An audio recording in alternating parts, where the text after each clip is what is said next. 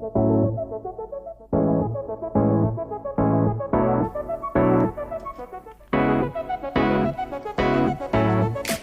guys, my name's Nicole Conte and I'm the host of the Sweet Success Podcast. We talk all things mental health here, and I'm joined by Erica Wilson, who is a therapist at the Olive Branch Counseling Center, and Taylor Posey, who's a life coach at 4031 Life Coaching and Consulting. Both of these girls are right here in Alabaster, Alabama, and they would love to talk to you if you have more questions for them. And today we're talking about labeling. Mm-hmm. Yes. Negative labels. Negative labeling. So give me some examples, guys. Well, the biggest one, even for myself, and I think as most women, it's easy to say, I'm so fat. I feel fat today. I'm fat. So one thing that I know to be true, even though I don't always do it, is, of course, you have to have positive self-talk and encourage yourself. But like setting a goal for yourself, and Erica and I have talked about this before. So instead of just saying I'm fat, rephrase it to, I'm not where I want to be weight-wise, but I'm working on it. Mm. So that it's really a change in mindset. It's changing your mindset to be more positive, because once you use that label, I am, you'll become that. I am not good enough. I am fat. I am never going to get married. I am a terrible mother, which we may all feel that way sometimes, but I've always heard, if you say something out loud, it can actually grow legs and walk. Or if you say something out loud, it's almost like you're manifesting it. Yeah. So sometimes if you think it, in our thoughts, or, we're human, we're going to have those types of thoughts. But the moment you say it and let it come out, it sprouts wings. That's true. Yeah. It's very true. What are some other labels? Obviously we've talked before about, body image and things like that. And I think as women, we definitely struggle with that. But what are some other labels? Not body related, I guess. I think I am never going to amount to anything, whether it's the grades I make as kids or the ACT score that they get. I'm never going to get into the college I want. I'm never going to meet my parents' expectations. The moment you do say the I am part is what you have to work on, because you are immediately labeling yourself with a negative thought pattern. And so once you do that, it's really hard to unthink that. And then it becomes habitual patterns. And so every time you want to think of a negative label that you have already put in place for yourself, or someone has put it in place for you, you are not good enough. And then you start believing that, and you start telling yourself, well, so-and-so said I wasn't good enough, and I'm not good enough. That's when you have to challenge that thought. You have to actually take the thought, challenge it, and change your thought pattern to, even though I don't feel that I am at the place where I want to be in life right now, I know I will get there. That is changing. What it's actually doing is just tricking your mind into believing that, like we've talked in episodes before, thoughts are just thoughts. They have no action to them unless we put the action to the thought. And so when we have the thought come in and we want it to be negative, I am not going to amount to anything.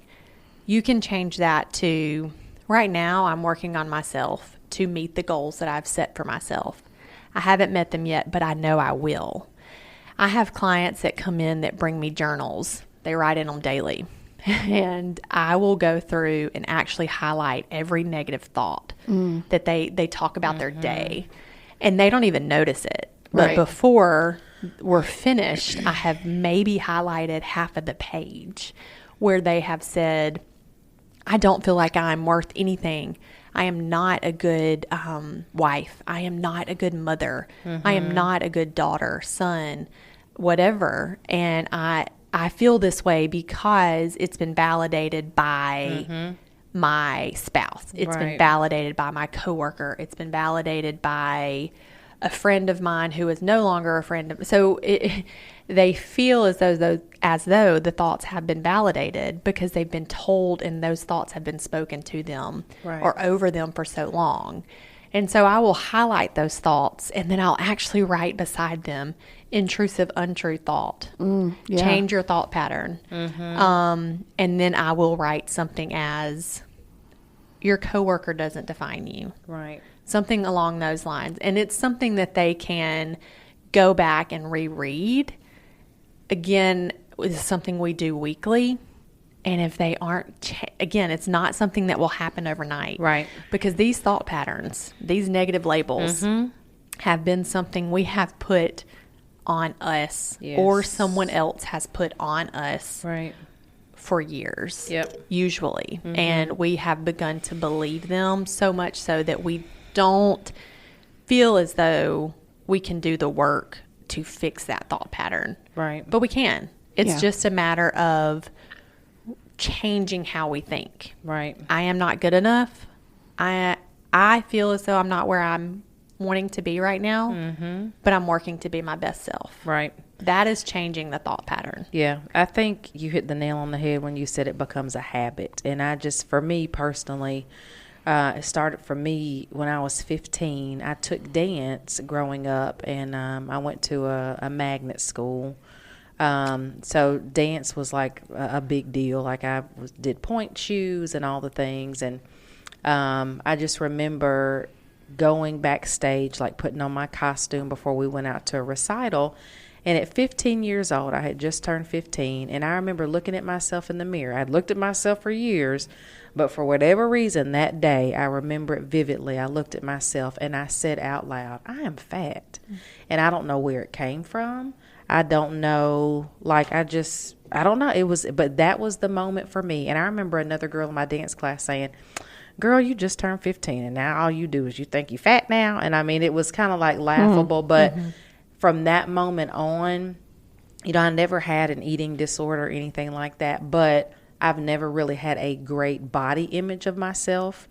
To now. Now I don't work out like I should. At one point when I was in college and I was a cheerleader, I worked out and I counted calories, and I was probably in the best shape I ever was, but it was almost to a point of obsession. Yeah. But I remember that day at 15 saying I am fat, and ever since then it's been something that has been very habitual, and it has been something that I have, and I won't say struggled with to the point to where like I had to, go to counseling for it, or maybe, had to go to an eating disorder clinic. I know that there are some people that truly, truly struggle with that, and I won't, compare myself to that. But I do know for me, in my mind, it has always been an issue of, even when I was at my smallest, I could lose weight. I could do better. I could work out more.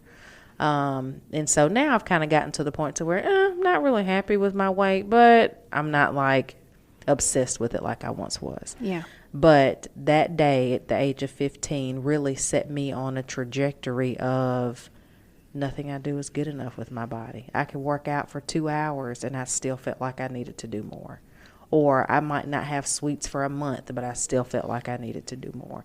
And it's a dangerous, dangerous cycle. So the moment you give that thought legs and you let it grow, and the moment you say it out loud, and it's like you're giving it life. You're giving it life. You're speaking it into existence, and it is very hard to get rid of it. And it's so funny because other people looking at us are not, not thinking that. I'm listening to you talk about this and I'm like, you're crazy. For feeling that way, for thinking that, you're beautiful. Well, you're sweet. That's coming from an outsider, but I get that doesn't, it doesn't change the fact that that's what is in your mind. And I often will, because if we realistically, if we talk about body image and negative labels that we put on ourselves, that's a huge one.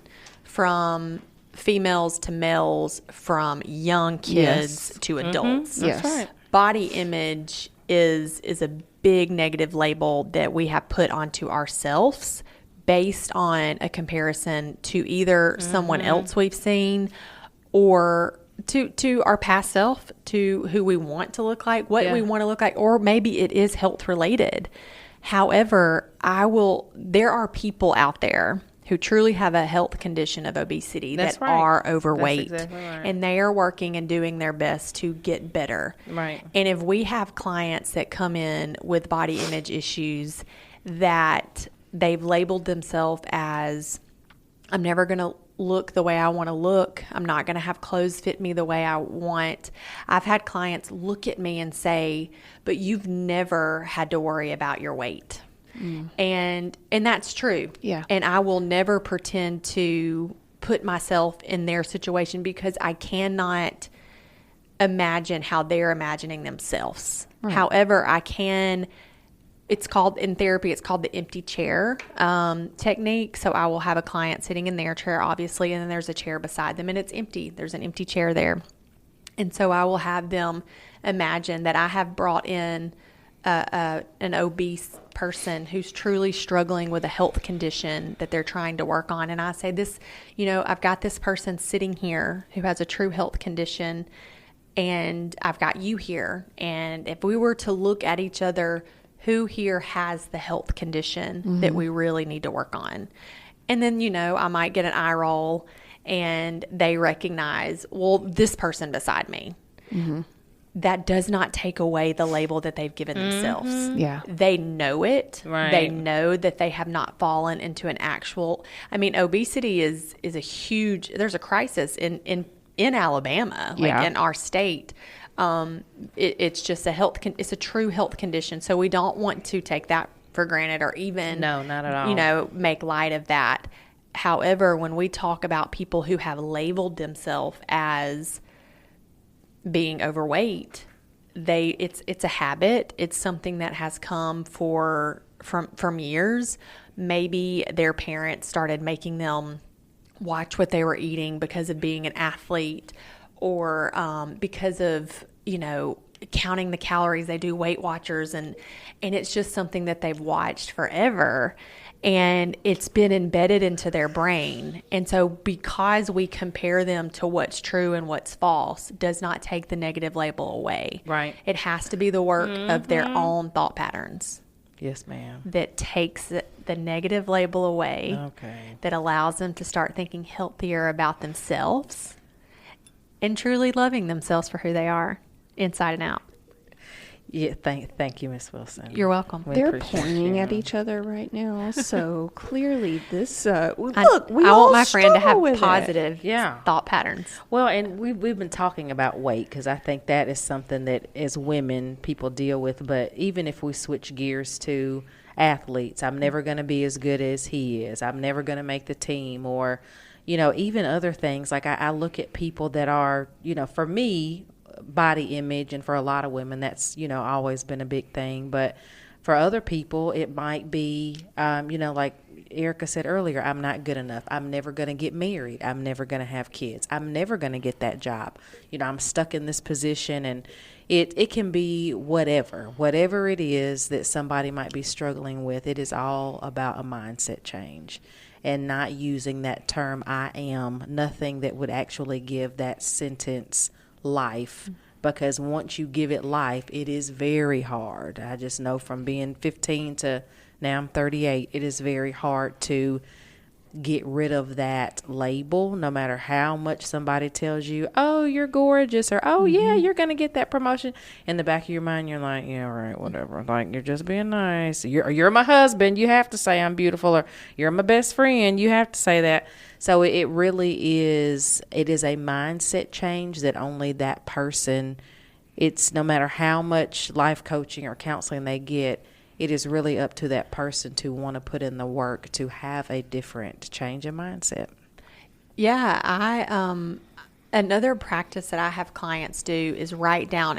And another thing I want to say before I go into that is we want our listeners to know that whatever your I am is, we know it's real. Right. We know it may not be body image. It may Right. not be athletics. It may not be marriage. Or job related. Yeah. Yeah. But whatever your I am is, we know it's real. Yep. And we know it's not hard to just stop that. Right, for sure. We just want you to know we Not hear easy. you. We want to help you, and that you aren't alone. No. But something you can practice is getting a notebook and making 2 columns.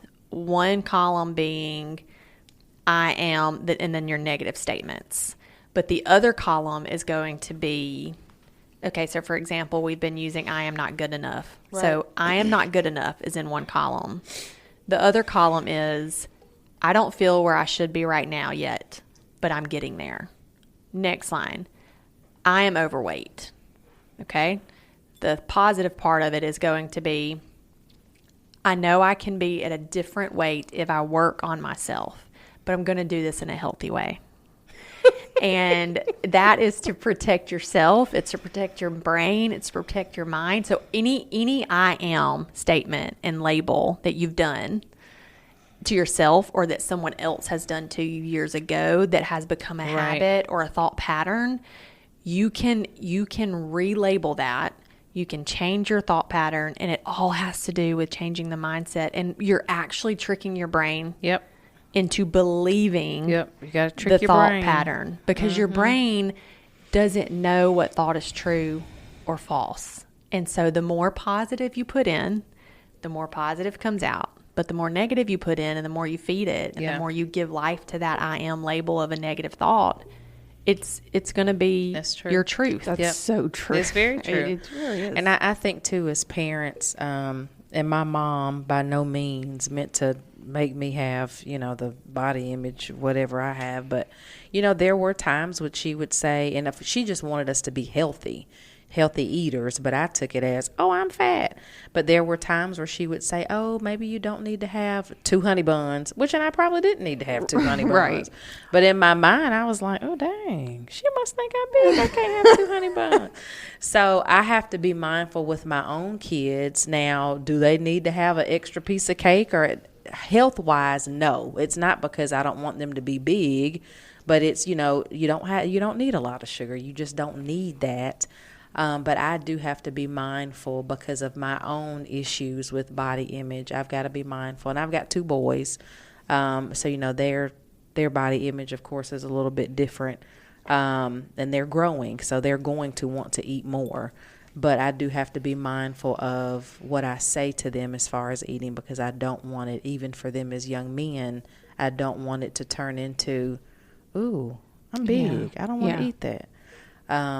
So just as parents, I would say just be mindful of whatever it is that you're saying to your kid. If it's you comparing them for grades or sports, just do it all in love, but just be careful in how you say it because how your kids internalize things can really lead to maybe some negative thought patterns down the road. That's a very good parenting tip. Very good. Thank you. Mm-hmm. All of this is very good tips. And I want to encourage you guys too, if this is something that you are struggling with, if anything that we're talking about you're struggling with, reach out to Erica and reach out to Taylar. Or if you're not local, reach out to someone local. This is something that can be changed, right? This is something that you can work on. It takes work. It does take work, but it can happen. So I just want to leave you with that little encouragement. Girls, appreciate it as always. Yeah. Thanks, girl. Thank you.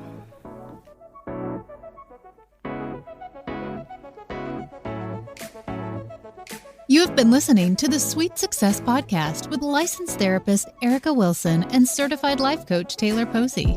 If you have questions or topics you'd like to have addressed on an upcoming podcast, please message Erica on Facebook at the Olive Branch Counseling Center or Taylar on Facebook at 4031 Life Coaching and Consulting. Spell out 4031. For more information on Erica Wilson and all that she offers, visit theolivebranchcounselingcenter.com. And for more information about Taylar Posey and her services, visit 4031.org. Spell out 4031. Thanks for listening, and we look forward to our next time together. Please subscribe to this podcast on your favorite podcast platform. This podcast is produced by yourpodcastnow.com. Let us produce a podcast for you.